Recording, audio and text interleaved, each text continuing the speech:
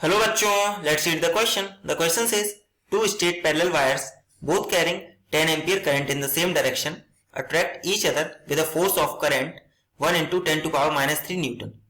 If both currents are doubled, the force of attraction will be. देखिए question समझते हैं. Question में हमें दो स्ट्रेट पैरेलल वायर दे रखे हैं. इसमें करंट 10 एम्पियर फ्लो हो रहा है एंड इसमें भी करंट 10 एम्पियर फ्लो हो रहा है एंड सेम डायरेक्शन में. अब बोला गया इनके बीच में अट्रैक्शन फोर्स कितना है, F is equals to 1 into 10 to power minus 3 newton. दोनों पर सेम फोर्स लगेगा. तो हमारा की कॉन्सेप्ट क्या हो जाएगा इस क्वेश्चन के लिए, तो हमारा की कॉन्सेप्ट होगा, क्योंकि देखिए अगर किन्हीं दो वायर्स में करंट सेम डायरेक्शन में फ्लो हो रहा है तो उनके बीच में जो अट्रैक्टिव फोर्स होता है वो होता है mu naught I1 I2 by 2 pi D. D is the distance between two wires. देखिए ये फॉर्मूला होता है हमारा force of attraction. This is force of attraction. इसी को यूज करते हुए हम इस क्वेश्चन को सॉल्व करेंगे.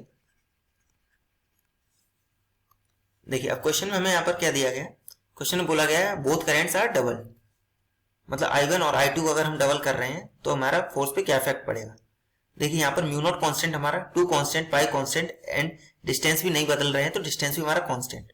तो यहाँ से फोर्स हमारा इसके directly proportional I1 into I2.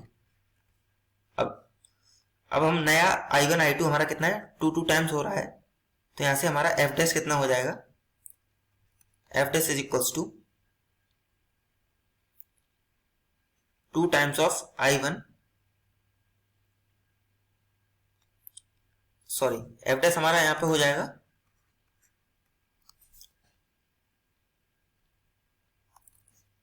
4 times of F, क्योंकि अगर हम I1 और I2 को दो टाइम्स बढ़ा रहे हैं तो ये F डैश हमारा कितना हो जाएगा 4F, और F हमें कितना दिया गया 1 into 10 to power minus 3, which means 4 into 10 to power minus 3 Newton.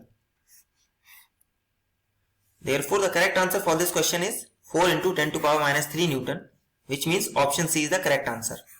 Hope you understood it well. Best of luck. Thank you.